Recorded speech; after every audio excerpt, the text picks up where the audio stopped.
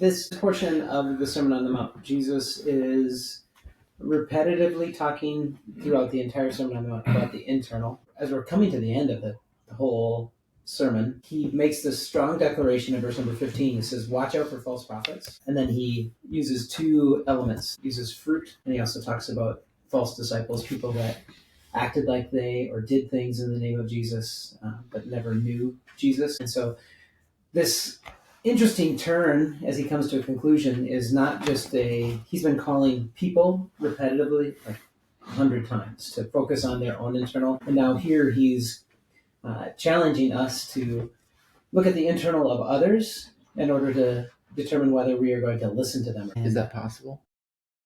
Hey everybody, welcome to a conversation on the Sermon on the Mount. We're in, I don't even know what week we're in. 17. Well, if you don't count the Beatitudes. Is it 18? 26. No, but it says 18, so 27. We're in it still. This week we're talking about this phrase, to know. And it's about, Jesus not being impressed by what looks spiritual, but actually what's real. And so how do you know where God's at work? How do you know if God's at work in your life? It's not the facade that we put on, but it's the fruit of our lives that matters. We forgot to do the quiz before we started. The quiz, we can do it right now. On screen? That sounds boring. And the rest of the podcast isn't? Yeah. I hate how often the Muppets come up in just in life. Oh. I want that to be forgotten forever. And this isn't? You're not wrong. I hate it. Do you want to do the test? Yeah. All right.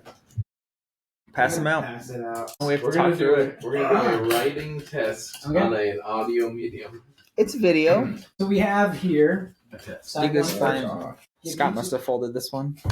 give each of these traits a score, and so a 0 is, while this is nice, it won't affect my admiration, respect, or esteem of a person. It's nice, but doesn't make you feel a lot better for them. And a 7 is this, when I see this in a person, I immediately have high admiration, high respect, high esteem for them. So the first one is honesty. That's interesting. Am I the only one that's going to talk while doing this? And you just haven't stopped. So That's honest, right? I hate these things because it's always not what I want them to be. I wish I was a better person. Helping others in need. I think the trick in doing these is to not think too hard. No. Yeah. Because if I think too hard, I just say, I'm a pretty good person. I don't know why I'm giving these answers. Maybe there's a little thinking. Interesting. I don't know. I just went with my gut. I could be wrong. I might have failed. I don't think it's a test that way. Life is a test. How long are you gonna write?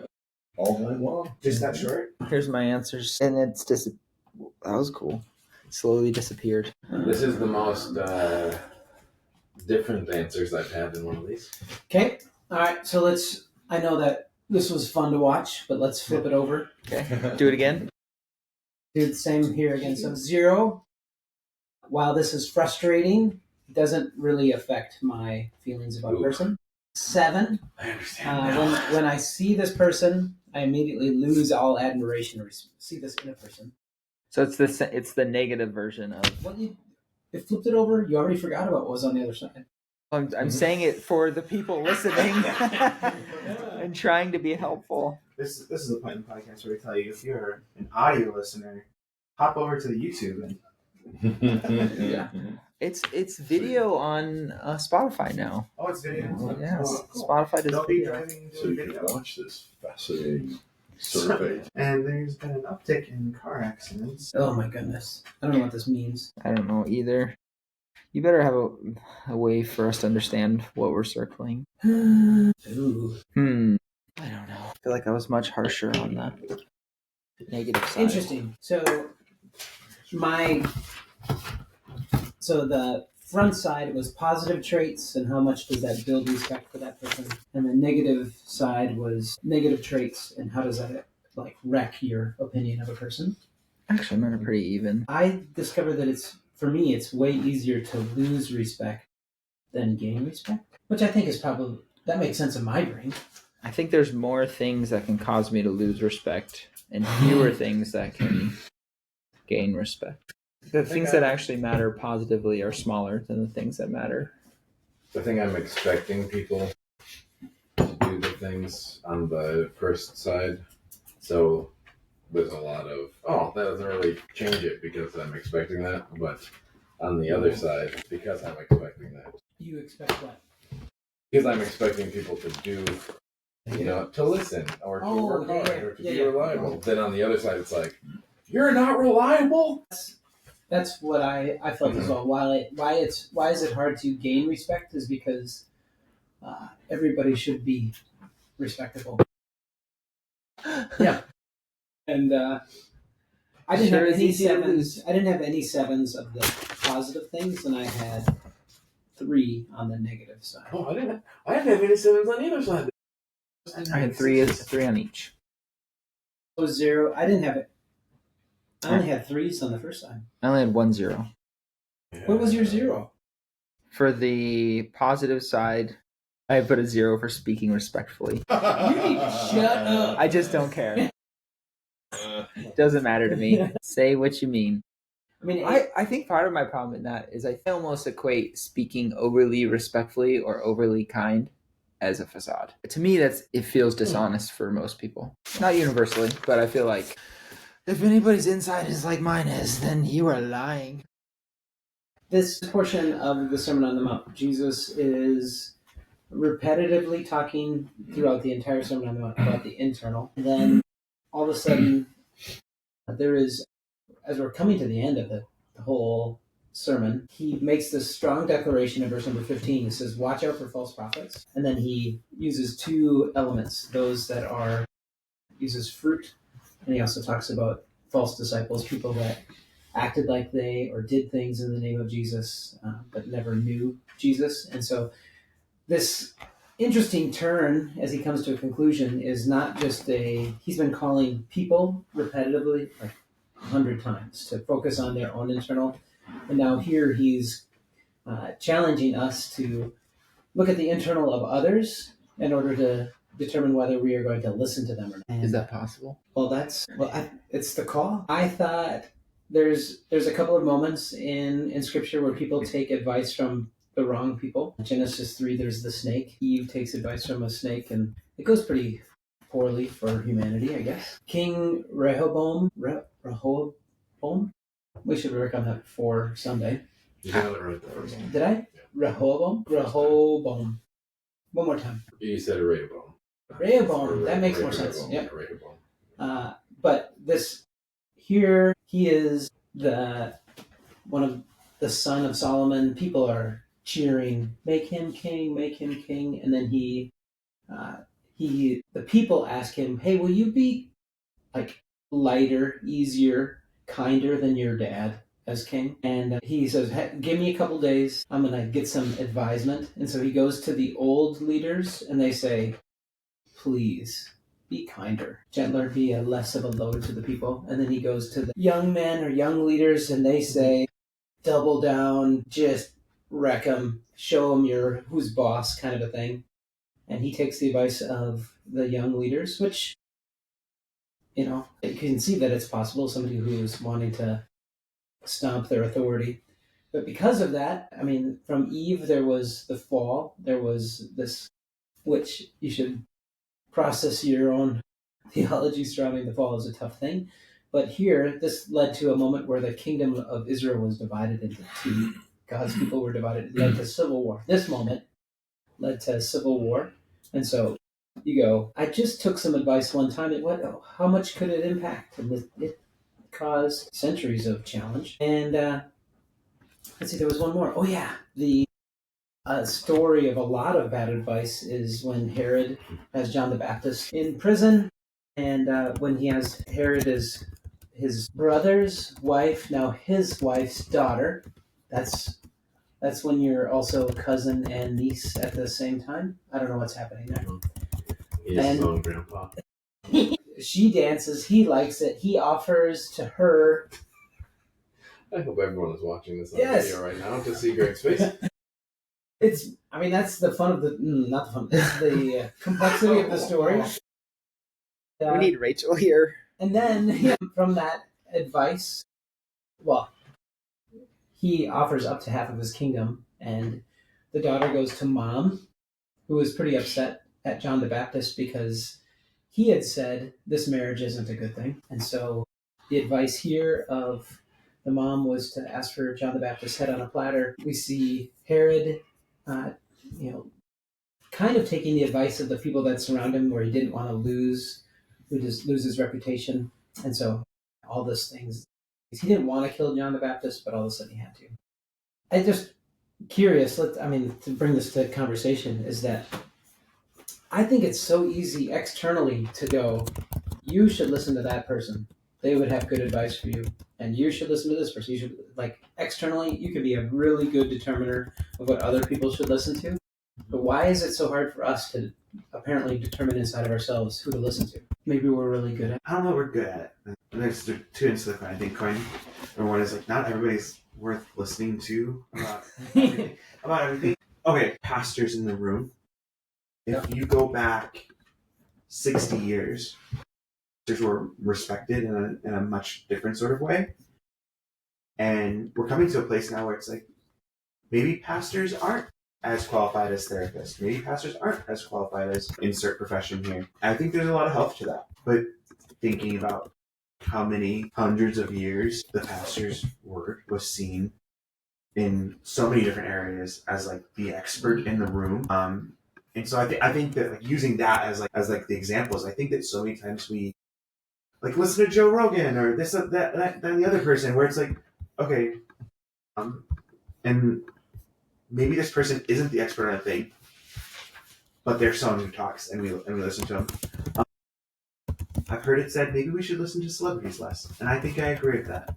I don't think I need to know a celebrity's opinion on everything.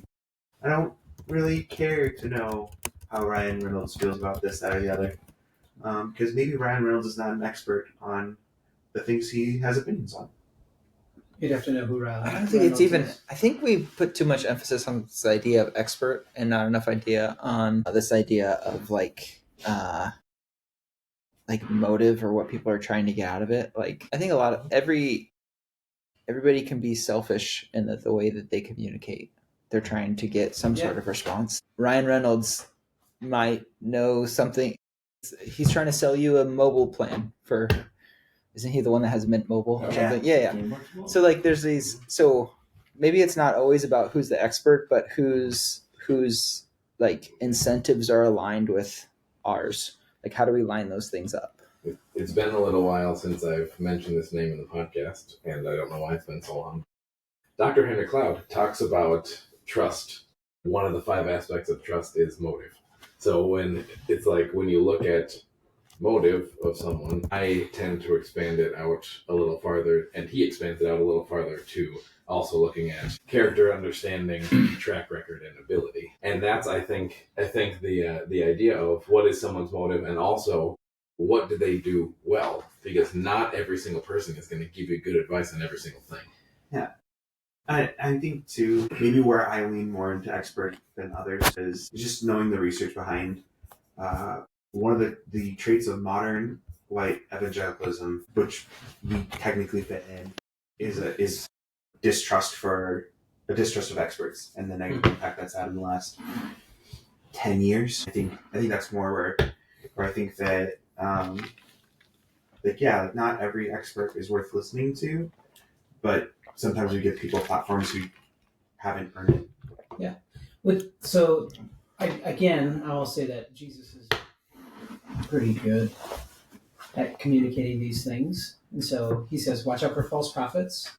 Again, they look gentle. They look, they said sheep's and wolves' clothing. Sheep's? Wolves in sheep's clothing. There we go. That's sheep in wolves' clothing. Oh, that would be, you're right. That person's really kind, but they look like a sure. The focus that Jesus brings to this is that if you want to determine whether you should listen to somebody, look at their fruit. So look at what is the outcome of their actions? How does it impact others? And so you would say, again, Mint Mobile guy, if the fruit of it is that I have this sweet phone that has a green guy as the mascot, that may not necessarily be the best fruit. Is that Mint Mobile? Did I do it? No, but that's okay. Keep rolling. But the fruit of some what comes from their actions says a lot whether you should listen to them or not. And Jesus is saying, look carefully at what is the wake that is behind them. And then the same thing true about true and false disciples is that you might say, this person is so spiritual. They talk a good Christian talk. They will say things that they may prophesy. They might do even miracles. But again, Jesus calls into the question, not whether somebody does spiritual things, but do they actually know God? And I think it's complex to know if I know God, and yet alone to know if somebody else knows God. But then I see this as kind of like a cyclical thing, is that part of knowing God is the fruit that you bear, and the fruit that you bear will impact your actions and how you do relationship with God and so on.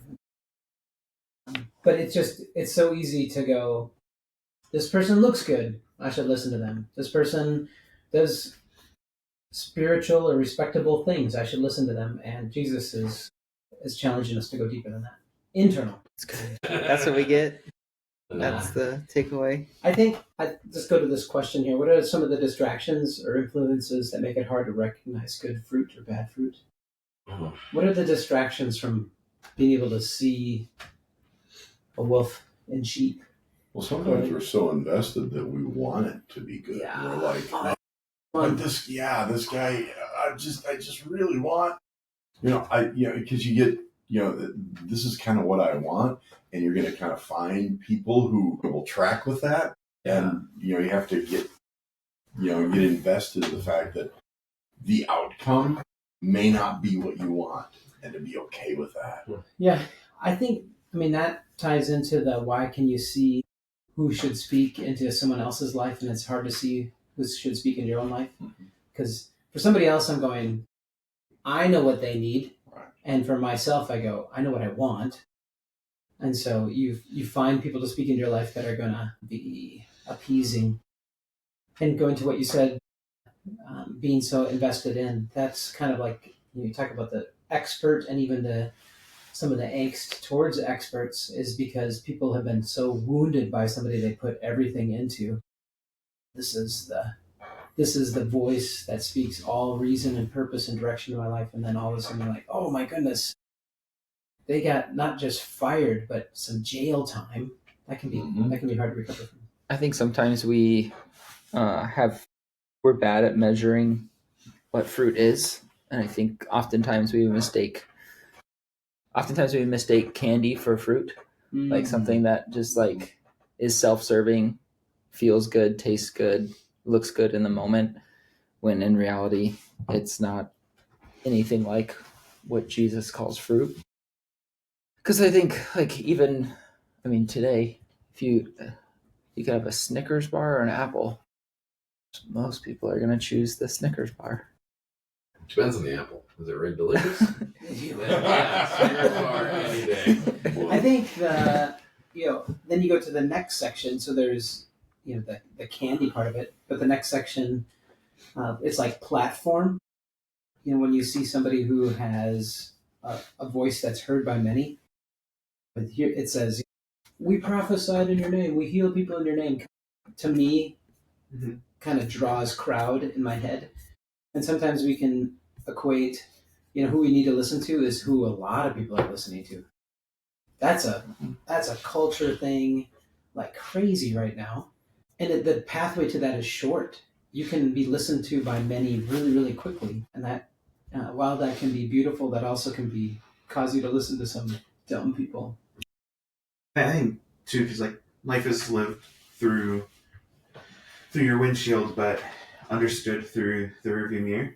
And I think that's true not only for ourselves, but for other people. And I think in the last 15 years since I really started paying attention to people who are in ministry on a platform level. And then so many people that were the hot thing when I started training for ministry, like Eugene Peterson, Tim Keller, and then all the people who died or left ministry because of scandal. But then you think, who was also not Eugene Peterson or Tim Keller. Yeah, Tim Keller. Yes, exactly. But then you think about both both Eugene Peterson and Tim Keller, who died without scandal. Yeah. Like, that's pretty powerful. And I think part of platform is kind of what we're talking about, is like the internal and external. Like, how does it change your life? What's the fruit? And sometimes it's hard to see in the moment. And I think that the beauty of one of the beautiful things about all of this is that hearing from people doesn't have to be hearing from somebody that is elevated or seen as being important. It's somebody who is working on their internal and can speak truth into your life. And the same thing, like flip it, to be heard by others. It's not about again being flashy or being seen as super spiritual. It's about who you really are. And so Jesus brings like impact from being a macro thing to a micro thing to a true relational thing, as opposed to a broadcast through a PA system thing. I think the idea of getting advice from many is also important. Like many people showing fruit. Like if there's any person that's not, obviously we're gonna take Jesus and put him over here. If any person is saying, oh, this human being person who's living right now has all of these answers, I'm only following this person, because like that's tough. That's hard, because no one person is going to give all the good advice, because no one person has all the good experience to do that. So I just think that being connected to many is the community aspect. Which is, maybe that's part of the narrative of those 3 stories of bad advice in Scripture, that when you just listen to the singular voice, I know that Rehoboam, how did I do? I looked it up. There's a couple different translations, so you probably hit a couple of them. You can mix them together. It's a mashup. Sure, he did get advice from the old leaders and the young men. What wisdom would have been, hey, you guys gave different advice. Let's bring them together. And why are you giving me this advice? You think, again, if Eve, and it's not a throw Eve under the bus moment at all. It's that, but if Eve would have said, hang on a second, let's bring Adam into this conversation. How does that change things? And so if you receive advice and you go, wow, this is so different than what everybody else is telling me, that may be a red flag. I've met and talked with so many more people that, well, actually, I wouldn't say so many more. I would say different people who see that differently. Some people will go, oh man, this person is doing something different than everybody else, and they believe this thing, and it just makes so much sense, and nobody else is doing it. To me, that's a red flag. But then, like, on the other side, there's people that say, oh, like, everybody's looking at this thing, and it looks really great. And then you go, there's a lot of people over here, but how does that work? And it's just mindset, but also the idea, like, it's a show your work moment, I think. Yeah.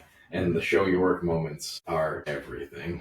I think just like the moment of, I wouldn't recommend someone talk to someone else unless I've already had that conversation and seen the fruit and had and went, man, you need to talk to this person because here's something that they're really walking in. And it's so good to have many people that have so much more fruit than one person. One tree can only grow so much fruit. Yep. And our final question that we're going to have is like, what sets you up, or what helps you be a person that receives and then responds well to good advice? Because this is, I was thinking yesterday, is that you can do all kinds of things to make sure that there are great people speaking into your life. And I can think of personal and other people's examples of having good advice everywhere and still being stupid. And so I think going back to the survey thing is that, unfortunately, while I think that it's very easy to say, you know what, the people that I want speaking into my life are honest and they listen well and they stay humble. But actually, I think in order for me to hear advice well, this is a terrible answer. I need to be humble. I need to listen well. I need to, control anger, be patient, all those things. And so good advice, I think, is not free, but is really available. I think the thing that's not really available is me. Good advice, in my experience, good advice to me is advice that impacts myself and the people around me positively. And bad advice is advice that looks like good advice, but only serves me. Now that I'm looking back on it. Well, a lot of times when we're getting advice, we're really selective on who we. Yeah. Like, oh yeah, this guy's going to align with what I want. Yeah, this person's And going it's to like- tell me what I want to hear. Exactly. Yeah, and it's hard to say, okay, I'm going to take advice from a wide variety of people. I'm not going to be selective because there's risk in learning that what you're thinking and the track you're going is the wrong one. You don't want to hear that sometimes. Yeah, it's why I really appreciate and hate counseling. Counseling is because they're going to go, hey, here's one thing for you to work on. And I just want to go, shut up. Leave me alone.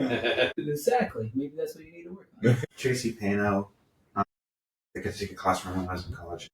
He had this phrase that he'd say, and it's until the pain of remaining the same is too great, it will not occur.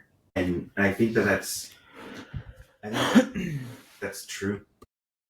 And like if things are not uncomfortable enough for you, even if you're going in the wrong direction, if things are somewhat working, you might not be in a place where like you're ready to take advice or ready to take change. Yeah. All right, Rich, bring us home. I just had a funny thought about the echo chamber kind of like advice. And my thought was, if I'm driving through St. Cloud and I want a scone and I call Anna, depending on the day, she might say, you probably don't need a scone. Or she'll say, yeah, grab a scone. But if I call Greg will say every time, get that scone and get me one, because they're fantastic. Yeah. So I think just that's an aside. The whole idea of good advice being both you need to see the fruit of the person giving the advice and you need to have fruit to receive the advice is important. So it ties into your internal change and others' internal change that then together can be bigger change for everyone around you. Mm-hmm. I think it's important. So listen to good advice and change. And Grow! Cool. See you guys next week.